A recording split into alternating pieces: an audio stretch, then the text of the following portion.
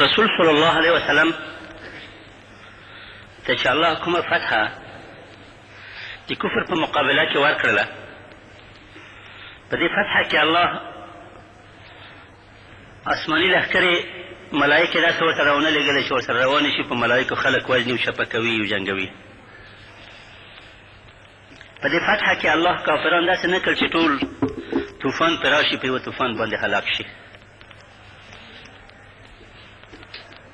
دا سوال مهم سوال دی، دې ته متوجه شي. الله پاک قادر و چې رسول صلی الله علیه وسلم سره یو څو ملایکې ورولېږي او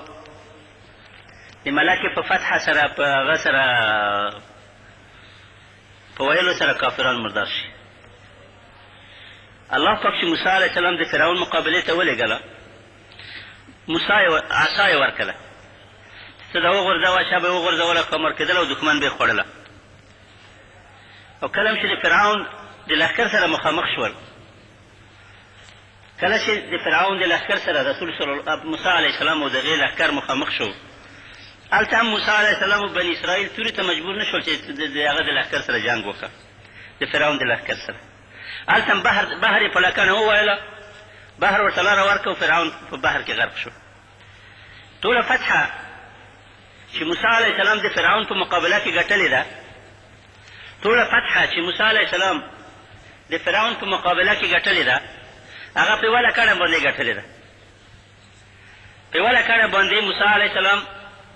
د فرعون ساحرانو ته هم شکست ورکړله، په یوه لکڼه باندې بحر هم ورته وچاودله،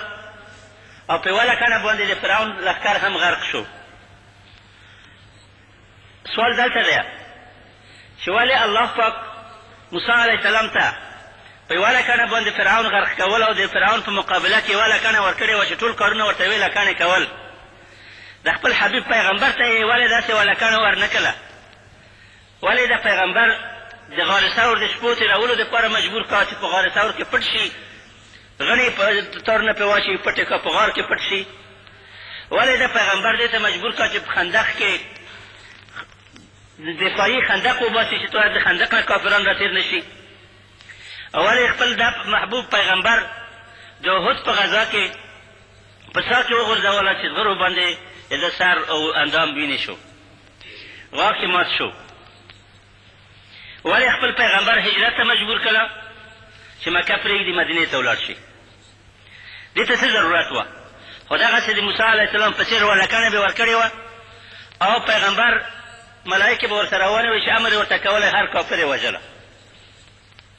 سوال ته متوجه شوئ؟ حتی رسول صلی الله علیه وسلم چې کله نجاشي ایمان راوړه په حبشه کې، د حبشې پادشاه د مهاجرینو د دعوت په نتیجه کې مسلمان شو. کومه ډله چې مهاجرین د مکې نه هجرت یې کړی و حبشې ته، هلته واوسېدل، د هغوی د دعوت په نتیجه کې په حبشه کې اسلام نشر شو او د حبشې پادشاه نجاشي مسلمان شو، ایمان یې راوړ. کله چې هغه مسلمان شو نو رسول صلی الله علیه وسلم په مدینه کې و، پیغمبر ته اول ولېږه چې یا رسول الله، ته د خپل قوم سره په دې غزواتو د خندق او په احد او په دې غزواتو ډېر ستړی یې، ما ته اجازه راکړه زه د حبشې نه د احباشو لښکر وباسم او مکه درته فتحه کړم. رسول صلی الله علیه وسلم ورته اجازه ورنه کړه. بیا یې ورته ویل چې ښایي ما ته اجازه راکړه چې زه مدینې ته درشم، ستا خدمت کوم او پنې درپسې ګرځوم. رسول صلی الله علیه وسلم د دې اجازه هم ورنه کړه. خو که د ملایکو غیبي مدد الله نه ورکوله، هغه د نجاشي د لښکر مدد خو به یې اخیستی وه، امر به ورته کړی وه چې ورشه دومره زره لښکر راوړه او ابو سفیان په مکه کې ووهه. د هغې لښکر مدد یې هم قبول نه کړ. حکمت په دې کې څه وه؟ الله پاک غوښتل، د سوال ځواب دا دی، متوجه شئ، الله پاک غوښتل چې رسول صلی الله علیه وسلم ته فتح او غلبه د هغو لارې نه ورکړه چې هره مسلمانه ډله په هر وخت کې چې په هغو اصولو باندې عمل وکړو هغه فتح او غلبه ګټلی شي. بیا هغه تکراروم ځواب تکراروم رسول صلی الله علیه وسلم نه د پادشاهانو په لښکر کامیاب شو نه د موسی علیه السلام یې عصا درلودله چې په هغو باندې به لښکر یې غرقولې دا ولې دا د دې په خاطر باندې چې الله پاک غوښتل چې خپل پیغمبر په هغو طریقه وسایلو باندې کامیاب کا چې هره مسلمانه ډله تر قیامته پورې چې په دغه طریقه باندې ولاړه شي هغه غلبې او فتحې ته ورسوي وجه د دې دا نه وه چې الله زموږ پیغمبر ته سخته لاره غوره کړې وه او نورو ته اسانه لاره غوره کړې وه خو دا خو ډېره اسانه خبر د نظر دی ته چې د فرعون مقابله کې لکړه واچوې ښامار شي د فرعون ټول هغه وخوري ته وتښتي لښکر ته وتښتي روب یې ورکړی وه موسی علیه السلام ته چې د مخالف سره په مجلس کې کېناستله مخالف دښمن برېږدېدله فرعون د خپلې زبردستۍ څخه چې د موسی علیه السلام په مجلس کې